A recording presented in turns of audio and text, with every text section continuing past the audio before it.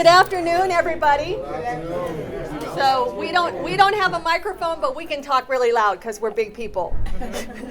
We're used to being loud. We're used to being loud. So this is Safe and Sound, Policies, Procedures, Risk Mitigation in Children's Ministry. A lot of words that mean very little. But we're excited for you guys all to be here. We're grateful for just your heart. This is not the fun class. We'll try to make it fun, but this is not the one that you go all ooey gooey, like, oh, this feels so wonderful. Isn't it so great to serve the children in such a way? I'm sorry, that's not this class. But it is, I have a passion, Tina has a passion for this. I've been doing the risk management for probably 10 years, no, more than that, since 2014, so a little over 10 years, that I've been doing risk mitigation and risk and policies and procedures. I was on the staff of the Phoenix Church for 14 years, running all their children's ministry and admin, all the admin stuff. And I also own a security company and a private investigator. So I have not just a church background, but I also have a secular background in some of these kinds of things. So kind of tells you a little bit about me. I'll let you tell about yourself and then I'll pray. I'm the one with the imposter syndrome up here because I don't have nearly as much experience as she does. But I will say that I'm certainly passionate about it, and it's been a learning experience through my years. So my name's Tina. I lead the children's ministry at Triangle Church in Raleigh, North Carolina. And I kind of came in and tried to nail some things down a little bit more firmly when I came on staff as a part-time children's ministry leader. And kind of have learned along the way things that needed to be added, whether it was a policy or just a procedure. A lot of procedures had to change. So, yeah. Amen. So I'm going to pray. God, thank you so much that you give us all the people here to share with, God. I'm just grateful that you do provide the things that we need to do to help protect the children. Even though it's not the fun part of playing with the kids and all that, it ultimately leads to their safety, to their security, to them wanting to be in class because they know that they're welcome. I pray that you'll watch over us, help Tina and I to present clearly, and if there's any questions as we close up, that they can feel free to ask those questions. I thank you and I pray all this in Jesus' name. Amen. Amen. So our class objective is to equip children's ministry leaders with knowledge and tools to create a safe, secure, and well-structured children's ministry environment through clear policies, effective procedures, and risk mitigation strategies. Okay? The one thing about risk is we know in the churches we all have risk. There's risk. You're not going to be able to swipe away all of the risk. Because if you do, then basically you just become like the policy police or the drill sergeant. The drill sergeant. Okay? So we have to be able to go about this in a way that everybody can feel like that these are reasonable and prudent as we go through it. But we have a biblical foundation, right? So we have to protect both the lambs and the teachers. It says to protect the flock. Savage wolves will come among you. Matthew 7:13, Acts 29, Isaiah 40:11. You can. This is all. You don't have to write this. Oh. This is all going to be in a handout when you go. Oh, perfect. Thank you. Okay. So Do you want me to pass those out so they can? Actually, they're right there. Yeah, you can pass them out, and they can. So she's talking first. Okay. So we have to think about why are policies and procedures. Why do they matter? And because there's that biblical foundation to it, and also the secondary equation to it from the scriptures is to obey the laws of the land. Okay, Romans 13, 1 and 2. So we have to know the laws, and we also have to obey the laws. Sometimes we know them and we don't want to obey them. As in, we know that we're not supposed to speed, but we speed, And some of those are the easy laws, We call them the things that everybody pretty much does, except my business partner. My business partner, he drives exactly 65 on the freeway. That's it. And I'm like, I'm in a hurry. And he'll exactly 65. He doesn't drive 1 mile over. I'm like, okay, I got to respect that, even if I'm in a hurry. So, and it becomes important because I can't tell you this is the law, this is the law, this is the law. I do have that information if you're interested if you have multi-state churches, okay? You're going to have different laws from each state, okay? So, for example, the laws between Oklahoma and Massachusetts for mandatory reporting is very light in Massachusetts if you have to be on staff or in a very caregiving situation. And it's changing and it's evolving. But in Oklahoma, every citizen over the 18 is a mandated reporter. Wow. So if you're in an Oklahoma church, and there are, I think, 5 states that every resident is a mandated reporter, and you see it, it's now, if you see it, you have to report it. Reporting becomes important because then you become responsible. And so we'll go into that a little bit more. So the biggest thing to start out with is what are your policies? And these policies usually come from the board of directors. They're the ones ultimately responsible for your policies, okay? So we always want to consider in these policies how to be above reproach, aligning with the church-wide policies, involving leadership and legal advisors, reviewing them to see if they're applicable. Some of the policies that we've had no longer apply. Especially during COVID, they certainly didn't apply. And a lot of new policies came about because of COVID. And we want to make sure that they're biblically sound, research-based, and I can give you an example of one of the ones that most churches have taken out, okay? In the old time, there was a question on there that asked if you've ever been abused, okay? Now, most people who have been abused, all it does is trigger where they were abused, okay? So most churches have taken that question out because it's no longer the stat that says if you've been abused, you have a higher risk of being an abuser, okay? I know that was why it was in there, but that's a policy that's been outdated by the research. But there are some good essential policies. Screening and background checks for volunteers. 2 adults always being present. Incident reporting. How do they report? Who do you report? The board? Do you report to a risk management committee? Where is that incident reporting go to? A policy for suspicion of child abuse reporting, whether it be a volunteer, whether it be a parent. The church has to have some type of policies written. And we talked about developing allergy protocols. Because you got to think about the difference between a policy and a procedure. A policy is something that is more of a legal binding aspect, meaning the board is basically like commanding, in a sense, that this is what the criteria has to be across the board for all classrooms or all teen ministries or whatever you're in, okay? Procedures are more like what you take those and how you implement them, okay? And we're going to get into that here in a second. Another policy could be how do your minors serve? Can a minor serve in your classroom?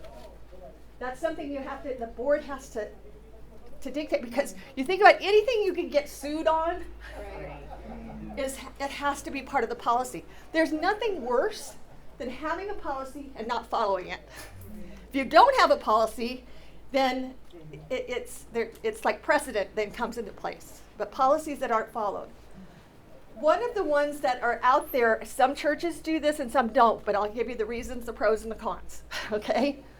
One of the policies that's out there is married couples are not permitted to be alone with children. Okay? Great thing. Couples love to serve together. They want to, they're in that classroom together. But in the legal perspective, they are one person. Okay? Because they don't have to testify against their husband or their wife. So they're one person. So in our church, they can serve together as long as we have a third person. And they can't be left in the classroom alone. So that you can see that the pros of it, it's kind of like balancing that risk again. Here's the pros, here's the cons, and the church board has to decide. Now we have a lawyer on ours, so that's why we landed where we did. I'm going to let Tina talk more about procedures. All right. That is across most states. I believe across the United States. You do have to check in your particular state, yes. So, but yeah, they can't if the court would not require them to testify against their spouse, then you're at risk of, them covering something up on behalf of their spouse. Okay, so we're going to jump into procedures. So this, we walk like a fine line between the difference between a policy and a procedure, right? Because some of the things that Susan already shared about are things I'm going to share about too, but it's like the implementation of the policy and how to do it is the procedural part. So I'm going to go over quite a few, and I'm going to start by saying I don't want to overwhelm you if you feel like, oh gosh, we don't do all of these. These are suggestions of how implementing procedures can just help limit that risk of, certainly of the care of the kids, them being in danger, but also of potential for lawsuits and things like that. Yes? Okay. This is being recorded. Yes. Okay. Yes, it is. Okay. So check-in and check-out systems are something that I kind of tightened up in our church. Many churches are using a pencil and a clipboard and paper, and I get it. It costs money to have a check-in system, like a digital check-in system. We did switch to a digital check-in system when I started because I was trying to get rid of all the paper I could. But there's lots of options out there. We use KidCheck, for example, but there's lots of other options. The main purpose of why we need to have procedures in place for check-in and check-out is to verify the people that are picking up the kids. Something that I feel really passionate about is in a church where you've been in a church for a while, you know people. And one thing I tell my volunteers is, I don't care if you've known them for 40 years, they studied the Bible with you. If their parent did not say that that person could pick them up, you can't make exceptions for them and then not make exceptions for other people. So you have to have consistency. So, like, for example, elders in our church are the grandparents of some of the kids, but until those parents added them on a list that said, and in ours it's virtually, so it's really easy, like you pull up the kid's name and it's like, these are all the verified pickup people. So you'll have to decide if you're using paper how you have a list. But if it's not the person that filled it out, who else is allowed? And we had to turn the elders away and say, oh, we love you, you're wonderful. Mom and dad did not say you could pick them up. And if I let you pick them up, then I can't turn this other grandparent away that I don't know and say that they can't pick them up because they'll say you made an exception for them. So just consider not making exceptions for anyone. The rules are the rules, and we have to implement them the same for everyone.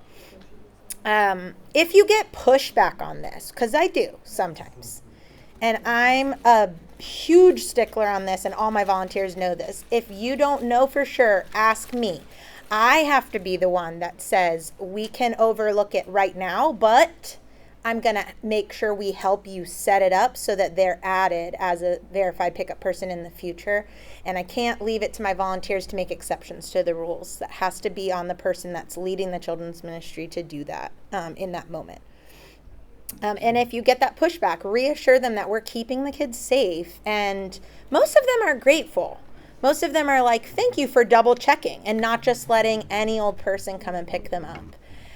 There are some scenarios in churches that you might not have come in contact with, but you might in the future, that really make a big deal out of this, which would be if a child is in a foster care situation, if there's a custody battle between the parents, Or I put crazy uncle in my notes. I'm using that as an example, like a family member with a particular need. I think what some of my volunteers felt like they would go with, well, like they said that was their dad. They said that was their uncle. Like, yeah, because it is, but that doesn't mean their mom wanted them to pick them up. So that the kid cannot be the verifier of whether it's okay for them to go with them.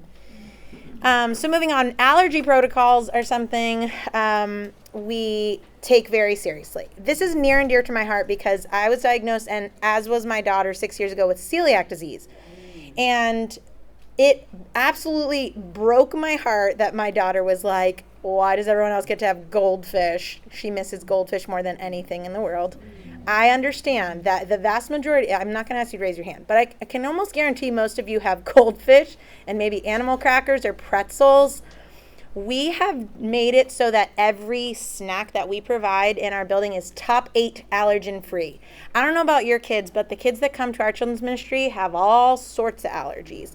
Now, if they have some weird, rare allergy, like I can't rule out all food completely. But there's so many top 8 allergen snacks, guys. We do veggie straws and popcorners. If you know what those are, they're like a triangle chip made out of popcorn, and we get the kettle corn one. So they have like a sweet option and they have veggie straws. They're top 8 allergen free. And it means it's a few things. Obviously, the main point of our class is that we want to protect them from having an allergic reaction on our watch. But I'd also ask you to consider the feelings of exclusion that those kids with allergies have. Even if you have one kid with an allergy that you could encourage by making it possible for them to have that snack, I would ask for you to consider that. Goldfish, for example, I have both dairy and gluten, so that's going to rule out some kids. So that may not be, like you have to do it, but I would encourage you to consider ruling out those things that exclude kids, because it's hard for them to watch other kids have what they want and they can't have. So why not make it so that everybody has the same? We are a completely peanut-free zone in our children's ministry. I think we have 5 kids with anaphylactic peanut allergies.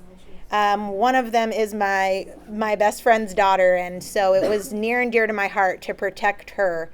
And when I train my volunteers, I tell them, I'm not just talking when the kids are standing right there. You cannot bring a granola bar for breakfast and be in my classroom with your peanut. It should not even enter the premises whatsoever. If you're allowing kids to bring an alternate snack from home, they cannot bring peanut. We have signs posted. Yes, there are other allergies that are anaphylactic, but I happen to know someone personally that died as a child because they had an anaphylactic reaction. God forbid that ever happens in any of your churches, and the risk of a lawsuit that we would have for putting their child at risk. So please be considerate of that. Also, please train your volunteers on what an allergic reaction, the beginning stages of an allergic reaction, if you didn't know, can look very different than like they're about to die. They could break out in some sort of rash. There's all sorts of things. So I show my teachers a big list of warning signs. So they're well aware of which kids have allergies, because that's another protocol we have in place, that it's not something that's easily missed. It's not just written on a piece of paper somewhere. It's flagged on all sorts of places. It's discreetly flagged without the kids knowing on their name tags because of like a different color background and other things. So we're not like making them feel bad, but just make sure everybody knows who has allergies, and if there's any sort of reaction happening, that they take note so that we don't miss it, and we can at least have someone check, like, could this be, they might be having a reaction, I'm not sure. Next on the list is emergency evacuation and lockdown plans. So this is one of the worst parts of my teacher orientation, is like talking about, so if this happens, you need to know what to do. And P.S., if there's an active shooter on the campus, this is what you need to do. If you have not talked about active shooters and lockdowns in your church, you need to stop being afraid to say it. You're not going to wish it into existence by bringing it up. You're going to be prepared, because God forbid anything ever happened. You're not going to want to have the regret that we didn't have a plan and that I didn't train my volunteers to know what to do. So if you don't know what to do, go back to your church and ask, like, so what would happen? and where would we go and what would we do and how would it be communicated? And, there's a lot of things that your church leadership as a whole should be having discussions about on what to do. I hate thinking about it. I don't want it to ever happen, but it's a reality that we have to consider. And of course, that goes without saying, like fire, if you live in an area, well, I shouldn't even say if you live in an area. I feel like everyone is at risk of tornadoes these days.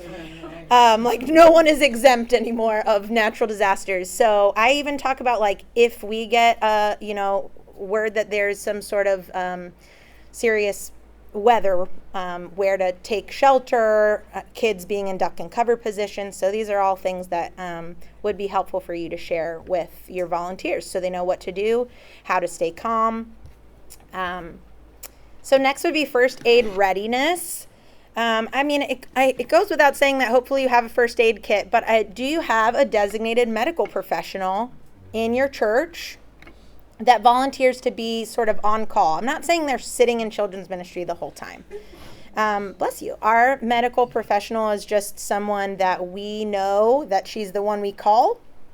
Our ushers know exactly where she sits, so in case she misses a text or a call from me, they can grab her. It used to be a team of people. Now we don't have quite as many medical professionals willing to do it, but if she's not going to be there, we have to know who the backup person is, because your volunteers are typically not nurses and doctors, or at least not all of them, and they shouldn't be expected to know what to do with certain things. Now, I'm not talking about like a paper cut. You can give them a Band-Aid, but just make sure that they know to not take more serious things into their own hands and possibly do the wrong thing. That they need to make you aware, and they need to make the medical professional aware to at least check and say, okay, they look good to me. And then incident reports are extremely important. You want to make sure that you did the right thing, but also that you noted on paper, you're documenting that you did the right thing. What steps did you take when this happened? What happened during the incident? I tell my volunteers that if it left a mark or is a serious health threat, and the example I give with a serious health threat that may not leave a mark is bumping their head. Concussions are a big deal, and it's really easy to miss that and be like, oh yeah, they didn't have a mark, so I didn't write an incident report. No, that's a big deal. They're hopefully perfectly fine, but it doesn't matter if they're not. Like, if they're perfectly fine, that doesn't justify not writing an incident report. The incident report is to show that you did take the action, because if that kid did get a concussion and they end up in the hospital and they have some sort of situation, you need to protect yourself from a lawsuit of showing the parents, we had our medical professional come look at them. Maybe they needed an ice pack because they were swelling or whatever, but write it all down, have a system, have a certain document that you use. Where do you file those documents? Is it something kept in like the church administrator's office or what? But telling your teachers that that's really important. And by the way, the incident reports are not just for incidents with the kids, but if a volunteer gets hurt, if somebody has some sort of accident even if it seems really minor, they cut their hand on the drawer or something like that, it still needs an incident report because it left a mark and it happened under your watch. I hope I'm not boring you. This is a long list, guys. All right. Child abuse prevention is the other one that is not fun to talk about, but as Susan already shared with you, in many states we are mandatory reporters just for it's a see something, say something situation. Even if it's not everyone, like she shared in like Oklahoma, as a teacher, as somebody running a children's ministry, if you see something and don't say something, you are liable for not doing anything. It's better to act on your assumptions and reasonable suspicions, of course, but than to not. We are legally required to tell our teachers, I don't know if this is true for everyone, but it is for us, that they are allowed to report to the authorities without telling us.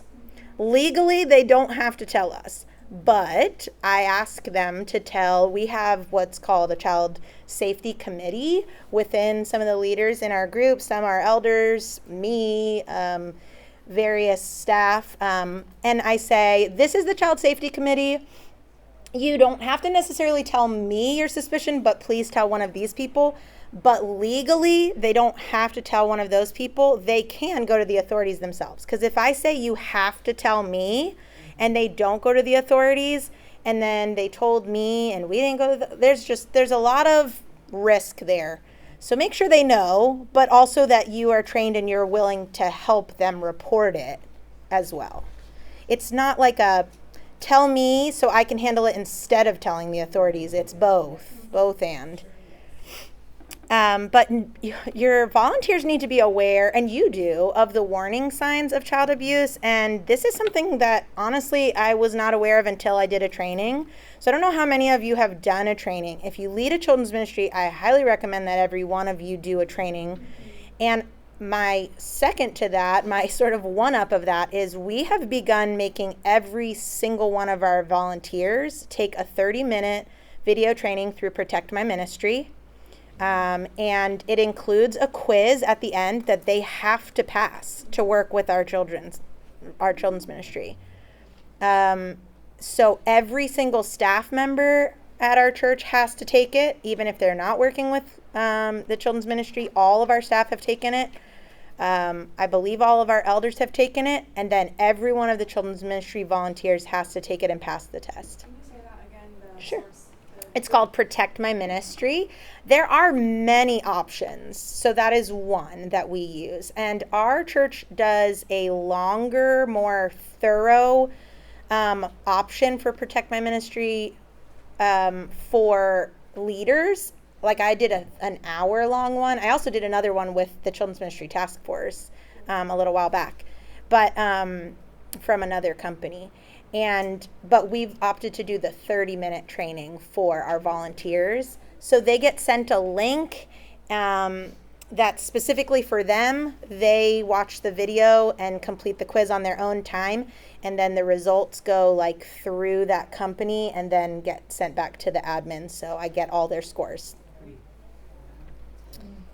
Okay, so classroom visibility is something that we changed. I realize that everybody has a different scenario. Not everybody has their own building. You may rent, you might be out of school.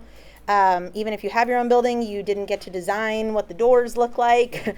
Depending on where you are, I would recommend that if there are not a lot of windows into the classroom, that you have an open door policy.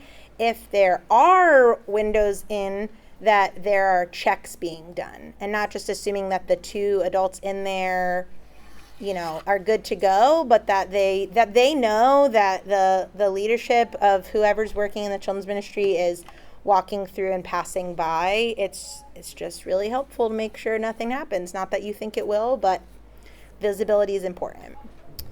Handling children who need to be removed from a situation. So I've only had this happen in my years of being in children's ministry. I would say just once. There was another one that was like kind of and it happened to be a preschooler, but it could be worse. Preschoolers can only do so much. But I'll share the story though. So this child had come in. He's not a member of our church. And he was going to every kid in his class and shoving them on the ground, going to the next kid and shoving them on the ground. And the teacher was like, "You can't do that. Please keep your hands to yourself." And they were like, boom, boom, boom. And they were like, this child needs to be removed from the classroom. And he was not going to go willingly. I ask my volunteers whenever possible for if anyone has to physically remove a child because of safety. Hopefully you can just de-escalate the child and just separate them and you don't have to lay hands on them. In this case, I had to restrain this child. But when you're restraining a child, and I learned this when I used to teach elementary school, there are specific trainings that teachers go through to restrain a child in a way that is safe for the child and safe for you, and also keeps you from getting a lawsuit because you injured the child or something like that in restraining them. So I would just consider looking into like safe ways to do that. You never know when that's going to happen. It may never have happened to you before, but if it did happen, what would you do? So that hopefully you don't like get hurt. Again, he was little in my particular situation, but what if it was a 5th grade boy and I had to remove him from a situation to keep everyone safe? To know how to do that. And de-escalation techniques are also a good thing for you to study up on, to try to help mitigate that situation if you face it. I have a question about Yeah. that. When do you bring the parent in that situation? I would have brought the parent in, but if I had tried to get a hold of the parent, it would have been too late. He would have injured too many kids. So I for sure got him, but I had to remove the kid from the room before I could get, like, I guess it just depends on how actively they are physically causing a threat to the kids and the teachers in the room. And if they weren't actively doing it, but they were just like, I don't know, you could try to go get the parent, but that just wasn't an option in my case because kids were just getting knocked over left and right. And I had to grab him and physically carry him out of the room. And I'll tell you, the not fun half of that story was after I carried him out of the room, he was so upset that he tried running and he ran out into our parking lot. And I ran faster than the speed of light in that moment to grab him again. So you just don't know what's going to happen. So in hindsight, I should have restrained him for longer, but I didn't expect that to be his reaction. And then I was in a whole nother predicament because now his safety was in danger because he ran full speed out the side door and I grabbed him and he was fine, but it was a scary situation. Yes. I'm curious, were you the teacher in that classroom? No. So they came and got you. Yes. That would be more the like question mark. Is Yes. Like, are the actual teachers trained in how to restrain? No. Or is that solely for you and you're just available back there? I'm available, and I just think practically, now everybody's children's ministry is different. So if you have somebody who's back there all the time and you want to train people, great. I have 28 volunteers every Sunday, and there's no chance that I could train all of them as often as they come in and out. So when I do orientation, I tell them if there's a situation I need to be made aware immediately, and I will come to the rescue. It'd be great for me. It'd probably be ideal for me to train more, at least so that if I'm not handy fast enough. So that's something to consider. Yes. Would that be a role that you partner with your safety security team if you have one? I've not thought to do that, but it could be possible. They'd be better equipped to jump in and handle that instead of teachers. Yeah, I think that's a great point. It's a good conversation for me to have with them to see if that would be something like, do they know what to do? Just because they're on the security team doesn't necessarily mean they know the proper way to take hold of a child so that they aren't injuring the child. But maybe it would be a helpful thing for them to be trained on as well. So there'd be more than one. Because right now it's certainly not ideal that I'm the one who would have to do it. Yeah.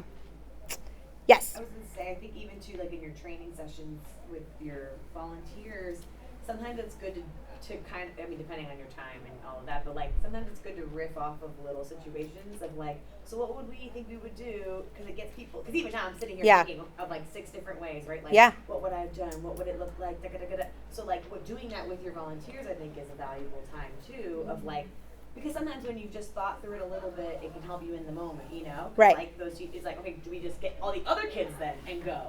Right, and move them out of the way. Yes. Let them, Yes. start thinking through that. And it's like just those moments where you give yourself 5 minutes to think through these wild scenarios. It like helps. Yeah. And it's a fine balance because doing that sometimes scares your volunteers. But I think that's true. Like I said before, like you can't let fear be a hesitation of having the conversations that are needed to be prepared. So I think that's great.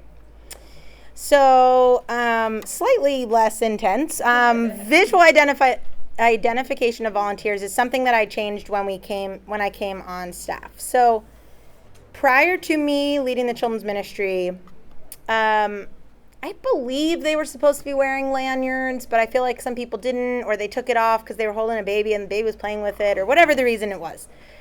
As a young mom, when I was first having kids being dropped off in children's ministry, there were numerous times where I was not in that church for super long, and I was like, who's allowed to be with my kid and who's not? Because they all look the same, and Joe Schmo could be walking in here and taking my kid's hand, and I would not know that they were not permitted. So I chose, and I know this is an expense, but it was an investment. We have t-shirts for all of our volunteers. Yay, city kids, love it. So we have t-shirts for all of our volunteers. The rule is the first shirt they get is free. It's theirs to keep after their rotation. Hopefully they come back again and they use that shirt again. We're not sharing ones. We're not having to wash and make sure people didn't leave it all grody. But if they did something to the shirt, lost it, stained it, whatever, then they have to buy an additional one.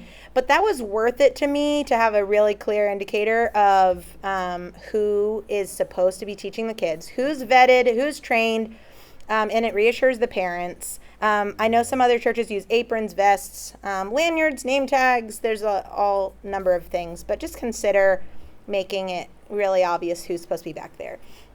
I feel like I'm going way too long, so I'm going to go faster through these. Okay, so I'm just going to mention them and not elaborate on everything. Consider what your protocol is for parents entering the classroom. Like if you have a hesitant child, are you letting the parents come in and be around those other kids? That could be a risk to the kids. Photography guidelines, either ask first, have it on file that they said it was okay for you to take a picture of their kid. Can you take it? Can you post it? You know, all of that. Or post a disclaimer is a way that some people kind of get around that. Like, well, the disclaimer was up and you entered the children's ministry. Volunteer to child ratios. Usually this is set by insurance or state guidelines. I have found that a lot of times teachers are overwhelmed sooner than they actually reach that ratio. So we don't ever really have an issue with exceeding ratios because they're actually very lenient. Bathroom and diapering policies, not being alone changing a diaper, not being alone helping a kid who needs help wiping their butt or pulling up their pants or changing their clothes because they had a potty accident. I am very clear with volunteers, as awkward as it may seem, there needs to be another volunteer watching you wipe their butt. Yeah. That seems real awkward for people. I don't want to watch them wipe their butt. Well, you need to, because you're protecting that child and you're protecting your fellow volunteer from any allegations against them. So that's extremely important. Diapering, that they use the straps. You don't want a kid rolling off a table. And ask parents preferences on things like diapering. Do they want them changed if they didn't poop? Do they only want them changed if they poop? Or do they want them to not be sitting in pee? Some parents are like, don't change their diaper unless, I tell you to. Discipline and behavior management. The main takeaway for this, for me, I won't go into it too long, is say the things that seem obvious. Say you are not allowed to spank, hit, yell at, publicly humiliate. Like, these things are not obvious to people. You think it seems obvious, but if you don't tell them, like, this is not permitted in our children's ministry and these are the better ways to handle it, they can't say you never said it if you didn't. And it shouldn't be their personal preference how they handle misbehavior. Like, this is what we did in my house. Well, that's not your kid. So that's not how we do it here. You can handle your own kids how you want to. And just communicating with parents, being on the same team, that sort of thing. I'm trying to go quicker because I rambled. Okay. Training and communication. Use visuals when you train your volunteers. I don't have the PowerPoint Microsoft program anymore, but I use Google Slides, and I have a slideshow, and I have as many visuals as possible because people like to learn with visuals. Sorry, we didn't have one today, except for your handout. And be clear and concise, and but not so concise that you weren't, saying the obvious thing, the things that may not be obvious. Say all the things you need to say so that you're covering yourself too, that you did train them. You know, guys, I started using a quiz. This is, by the way, not the same quiz. So my volunteers get quizzed twice. They do a teacher orientation with me, and I created in Google Forms, which if you haven't used is basically a way to make a quiz. I quiz them on our policies, our procedures, all of our protocols. How do you do this? What time do you need to arrive? This and that. And they technically, if they get a lower score, I just go over those questions with them to make sure they know them. But it really helps because sometimes it's overload of information like I'm sure you're feeling right now. And we want to make sure they aren't missing things. And it's helped a ton because before I implemented my quiz, people would come to my orientation, and then as soon as they started their rotation, I'd either see them doing the wrong thing or they'd ask me questions about it. And I was like, we definitely talked about this in orientation. But I just think there was too much information. They didn't retain it all, and doing that quiz has really helped. I also make them sign a policy agreement annually. So if they've served many, many, many times, great. But do you still know the policies from the last 25 years that you've been back here volunteering? Because you might not know them again. So repetition is important. I even made a refresher video. It's like a super shortened version of my orientation for my returning teachers, and I email it to them. And it is sort of like I trust that you're watching it, but it is important for them to be reminded of those policies. And I think the last thing was just communicating with the parents. Let them know what the policies are. Something Susan suggested when we were planning this class that I hadn't thought of before is having sort of a syllabus sort of a shortened version of what your policies are to let the parents know. It might really reassure them of like, these are the things we have in place to keep your child safe, especially if it's a visitor. They'll probably get a lot of peace of mind from that. I'm going to do Casey. Go for it. Quick question, Tina. When you do your teacher training, how long do you schedule that for? What's the right amount of time? I always tell them it's an hour. I certainly have run longer than that, depending on how many questions they have and the engagement of the teachers. But it takes at least an hour for me to get through all of it. Yeah. How often do you do that? I do it for my new teachers, and then so if they haven't served in my ministry, not that they've never served in children's ministry, but at our church. And then the refresher stuff is more the things I do when they come back. So we're going to talk a little bit about risk mitigation, proactive protection. You know, a lot of times, a lot of these things that she talked about is what we're going to talk about. It's being proactive, thinking about what are the things that can happen in your church. They're not going to be, they may not be the same in all of them. You know, you have to know your kids. You have to know, it's like know the audience that you have. What are the risks? It's again balancing those risks and what are there. And what are your common safety issues? What are the common safety issues that you may have to deal with in your ministry? Because, some are in a public school. Well, you have the stuff that the teacher left in the classroom, and you have, some people have their own buildings, and, they've got them decorated, but maybe they don't have their cabinets attached to the wall.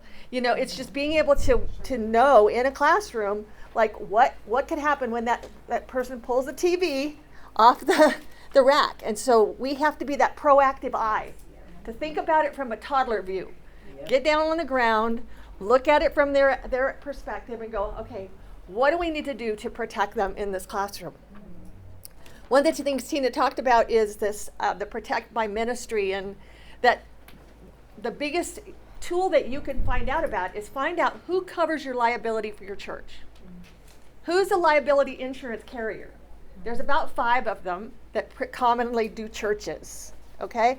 Find out who you use and go on their website. Almost all of them have some sort of safety protocol, some kind of test or class or whatever that you can go through that are there. Some of these places require the churches to do it and they don't. Okay, so the administrator may be the one that's actually taking the test for your children's ministry, and there may be a big disconnect in that. Okay, know whether your church policy and your liability insurance covers you as a volunteer. Not all insurances cover volunteers; they cover the staff. Okay, they cover the board of directors, but not all of the insurances cover you. And if that's, you want to know, am I covered? I'm back here, I might be held liable for something, but am I covered with the church insurance? Okay? The importance of accurate record keeping, we talk about the incident reports. How long do you got to keep them? You got to know by your state law. Some states, they have till 2 years after their 18th birthday. So you're holding records for 20 years. Okay? Some states are that they have lifted the ban completely, and there is no statute of limitations. And so, the lawsuits, the law changes. Okay? And so you want to know what it is in your state and what is it you're going to do. Where we were, we kept them indefinitely. And which is another reason to go away from paper. Okay? Because you never want to be in that situation. I was in that situation where I was going through 10 years of background sign-in documents and background checks on paper to prove whether this guy was ever in the classroom with any children after he was arrested for child abuse. And so, and they were moldy and they were nasty. And so, get the sign-in sheets, get them, if you do paper, scan them. If you have paper, make sure they're legible. Okay, mostly, because where the kids sign in, it's kind of legible because they're typed in. But where the teachers sign in, make sure it's printed so that it can be OCR recognition. Okay, so that when you do a search, it can recognize the print. Signatures are really hard for recognition. Okay, and some of signatures are illegible anyway. Okay, so it's just important that you have the documentation and that the policy is there about how long, where you're going to store it, who's going to do it, who's going to have it. And then also, I don't know if anybody's in youth and family ministries doing this, or if this is all children's. No. Okay. Two things with youth ministries. One is that driver's license information and insurance cards and driver's license checks for all teen workers, okay, that all that information needs to go to your administrator or to you. A lot of times there's that separation of divide between the children's ministry coordinator and the youth ministry leader, okay? There has to be, like Melissa and the shops talk about, there has to be this coordination because there are some things that are crossovers that a teen worker or teen leader is not going to know. They're not typically, thank you for coming, they're not typically taking this class, okay? But it is super important, because, and there's two reasons for it. One is, if you have a driver and they get in an accident, there has to be policies and procedures for that. Has to be policies and procedures if they get a ticket. You have 24 hours to report that you've gotten a speeding ticket or you've gotten a ticket to the youth ministry worker, okay? So you just have to think through is, what is a parent going to have a heart palpitation about if they find out that this guy or kid has a 3 speeding tickets on their record and we as a church have allowed him to drive around their youth? Okay? I as a parent, I'm going to have a little bit of a heart palpitation over that one. Okay, but we'll go to Q&A in a second because I'm looking at the time. Oh, we got some. So this is a real life scenario with teen camp, okay? Happens twice that I know of. It probably has happened more times than what you would think. So teen camp has a reputation of a really, really fun time, right? Kids are just doing all kinds of stuff. And you're always going to have the typical thing where a kid goes down a slide and, fractures their collarbone, or they, have a bike accident or that. Okay, all of that stuff, pretty typical. Okay, it's a big deal, but it's not a big deal. What is a big deal is behavior at camp. Okay, so this scenario is teen worker, adult, and that all the kids were roughhousing with the teen worker. So it's very common. It happens to my granddaughters roughhouse with their grandpa. Okay? Kid gets hurt. Okay? Just on the, like big scratches on his back. It's just like, it's not a serious, injury. Okay? Kid doesn't go to the hospital, doesn't it? Parents call the police. Okay? Police are now involved. Parents didn't press charges. District attorney did. Made an example out of this young man. Okay? I believe, well, he went to court and he got fined. They worked it out, but he definitely affected his life. Okay. I believe he lost his teaching certificate over it. Okay. So, and I believe he had to do community service or something like that. Okay. That was several years ago. His life is great. I follow him. He's good. This year at camp on another coast, same kind of thing happened. And so I had taught a class and had shared this information, got the phone call from that youth worker, and I said, here's what you got to do. You've got to get legal in there now.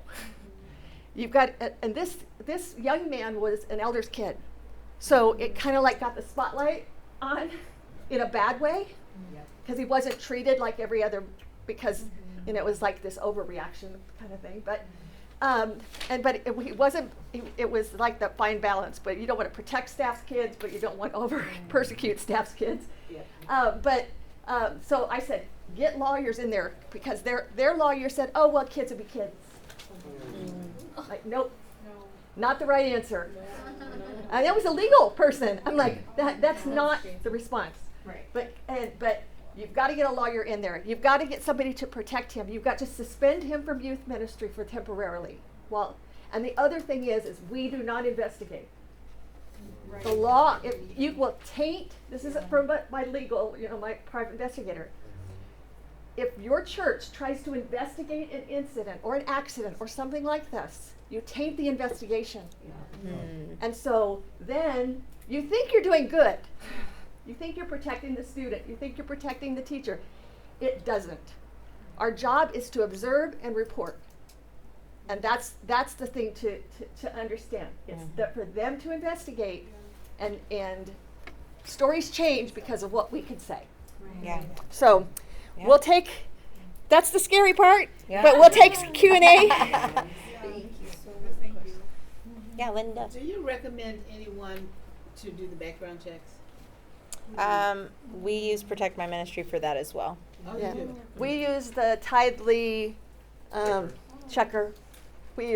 I personally like to Protect My Ministry better, but we went to Tidely, and so once we went to Tidely, the checker thing, we didn't have the one that goes with Protect My Ministry, the not church builders, but the community church builders, CCB. So CCB works great with Protect My Ministry, and when we went over to Tidely and El Vanto and Breeze, but I personally like Protect My Ministry better. Okay. You want to go? Go ahead. Sure. I have a lot of questions. Start with one. Sure. Yeah. Okay, so I think the bigger question is similar to the story that you just shared about legal. I have had the experiences, and it's always with teen camp. It's really scary stuff. I'm surprised that this particular church walked out without being sued, honestly. And the response from the staff was so infuriating, of like, kids will be kids. And I was younger at the time. I didn't have as much of a voice. I think that I would have pushed back now. But I was the teen worker, and I was like, this is not okay. And they were like, you're overreacting, kids will be kids. And I talked to someone else later that was like, that was illegal. Yeah. Like, you were right? But in those scenarios, this is where my question is like, that's really serious. And unfortunately, that happens way more than I think we understand. Exactly. That their response is absolutely inappropriate. So if that was to come up, what would be your advice for like a younger person who's getting almost like silenced by this older man? It's a very awkward situation. Right. It's very uncomfortable, but I think that happens a lot. It does. Who would you reach out to outside of the church? Like, would you suggest that, like in this, I know you don't know the specifics, but like, would you suggest that like I would go speak to a lawyer outside of our church? Like, what resources would you give in those scenarios? I would start with, if your staff particularly, or your staff in eldership, okay, take that position, then I would go to your board of directors. Yeah. Because see, they are the legal, they are the ones that have to enforce their policies. And then they have to ratify your procedures. Yeah. Okay, so all the board members should understand both the policies that they've written and the procedures that you use to implement. If the board takes that, I would go outside to your family chair. All your regions have a family chairperson. Okay, you're in a church, and your family chairperson, that they are responsible for conflict resolution, either between churches or in the church. Okay, so I would start there. We also are a great resource. It's why I got the phone call. So It's almost time. Okay, and so it's getting that phone call to us where we can maybe be an intermediary of hey, here's what could happen if you don't deal with this. We've had too many lawsuits in the ICOC for people to take that attitude anymore. So we have 1 minute. 1 minute. I think in the green shirt, he had his hand up the longest. Question about teacher one-on-one. In the last class that I was in, talking about children with special needs. And they're always saying, hey, it's best if you kind of have a teacher one-on-one with that child. How would you address that when your policy says two adults for teaching, So, when you have to have that? I think that's a great question. There's a difference between one-on-one in a room with other adults and one-on-one leaving the room. That's So, what I think they were talking about one-on-one, taking them to like another room. No, absolutely not. No, there always has to be two adults, screened adults, preferably not a married couple, like we said before. So we have one-on-one aides, but when I say one-on-one, they're in the room with the two teachers and they're supporting them in that atmosphere. If they needed to be removed from the situation, there has to be another adult. Now that other adult might be me, the children's ministry leader that's out in the hallway, but there has to be another adult who's present. Yeah. So we're going to go ahead and close up, but if you have any questions, we're also going to be sending out contact information. There's also our Facebook page, and we're going to stick around for a few minutes if you have anything that you want to talk to us specifically about. Yeah, thank you for joining us. Very good. Very good. Push it up.